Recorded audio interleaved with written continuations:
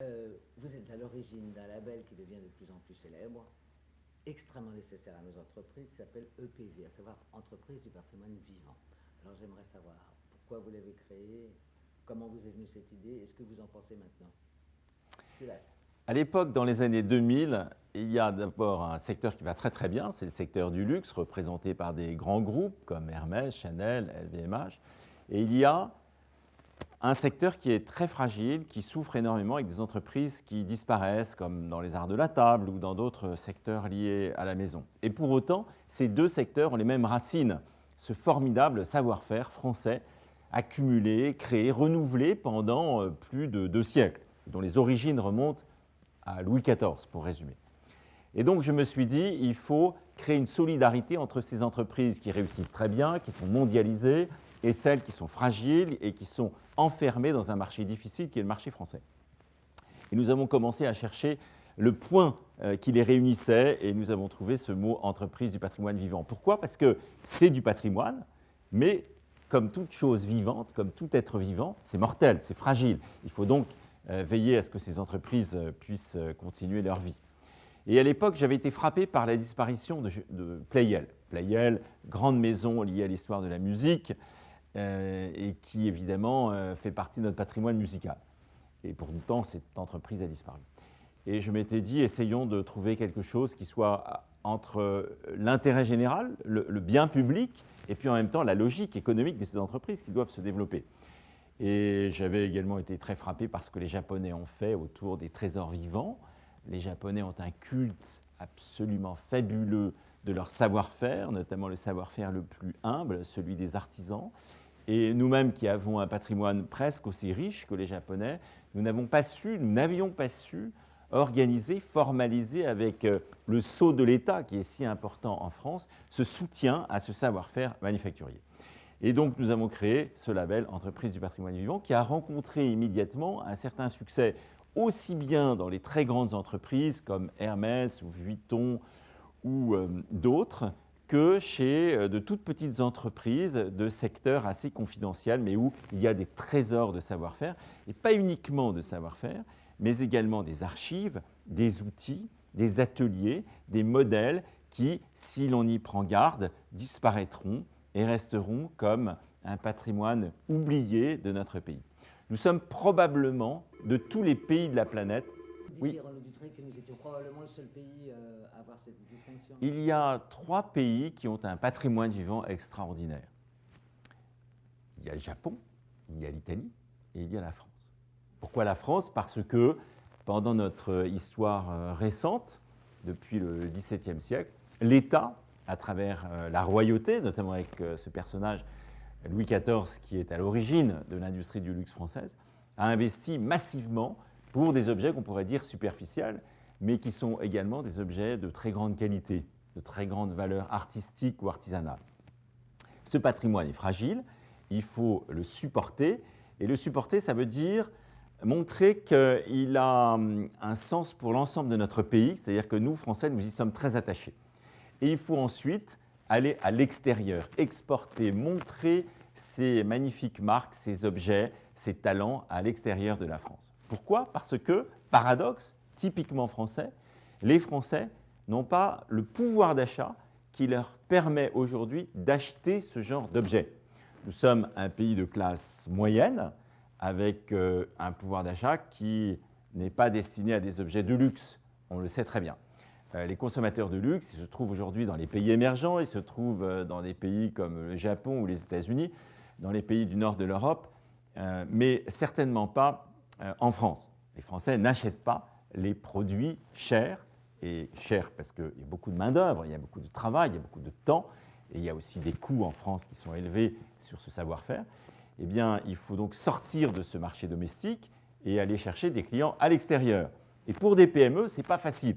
Donc le label Entreprise du patrimoine vivant, il avait pour objectif de créer une solidarité entre ceux qui avaient réussi à conquérir le monde, les grandes marques du luxe français, et les PME qui, elles, sont au pied du mur et se disent comment aller vendre mes magnifiques guitares ou mes magnifiques pièces d'ébénisterie dans des marchés aussi lointains que les États-Unis, le Japon ou évidemment la Chine.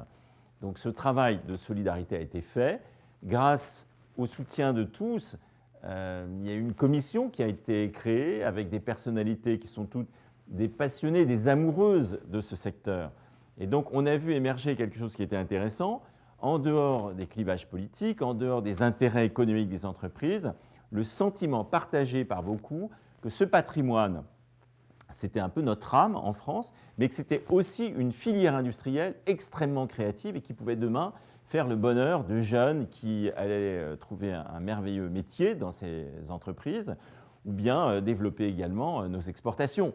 Donc c'est la rencontre entre l'intérêt général, l'amour de la culture et en même temps une vraie stratégie économique, industrielle qui nous permet à nous Français d'être les champions du monde dans ce secteur, hérité du passé, mais qui a beaucoup, beaucoup de potentiel pour l'avenir.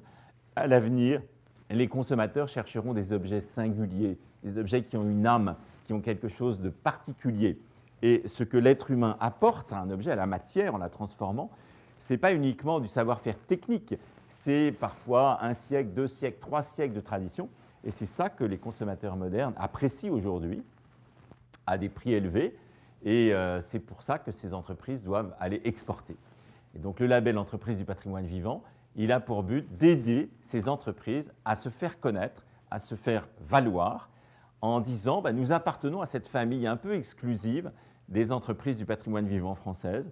Vous en connaissez certaines, vous savez ce que c'est que Hermès, que Chanel, que Louis Vuitton, mais vous ne nous connaissez pas, nous, PME de telle et telle partie du territoire. Eh bien, nous faisons partie de la même famille. Ça veut dire que nous avons la même qualité du travail, la même tradition dans les gestes et dans les outils, la même passion pour le savoir-faire de très grande qualité et pour l'excellence française.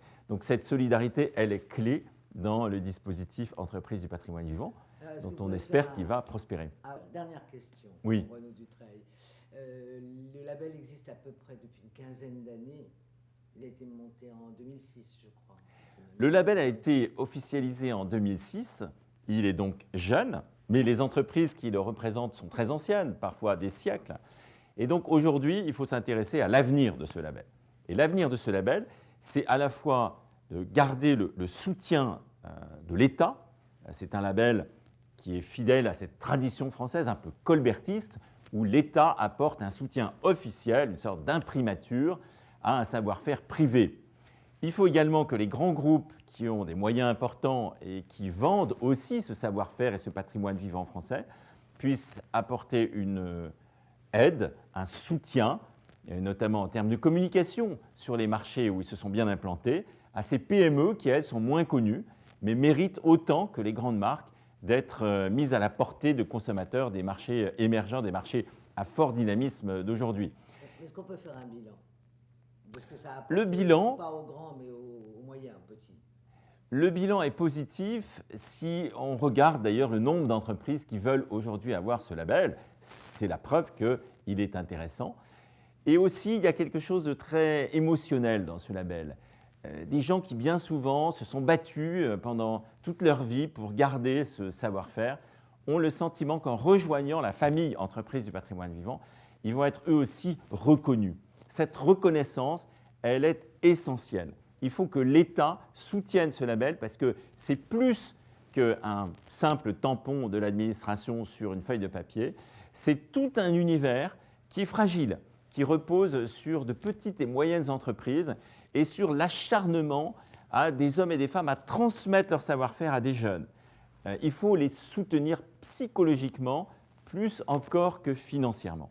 Et ce label a réussi ça. Il a réussi à rendre leur fierté à un certain nombre d'entreprises qui semblaient être sur la voie du déclin, à qui on disait « mais vous appartenez au monde d'hier, celui des artisans », et qui aujourd'hui redécouvrent qu'elles appartiennent en réalité au monde de demain, celui qui a du sens parce que l'être humain apporte du sens en fabriquant des objets uniques, des objets qui ne ressemblent pas aux séries dans lesquelles on consomme aujourd'hui quand on va dans les grandes surfaces. Donc cette anti-économie de la grande surface, cette anti-économie de l'objet banalisé, elle est vraiment incarnée par les entreprises du patrimoine vivant. Et donc l'État a une première mission, c'est d'apporter tout son soutien à ce label, mais il réussira, le label, si toutes les entreprises également y apportent du leur.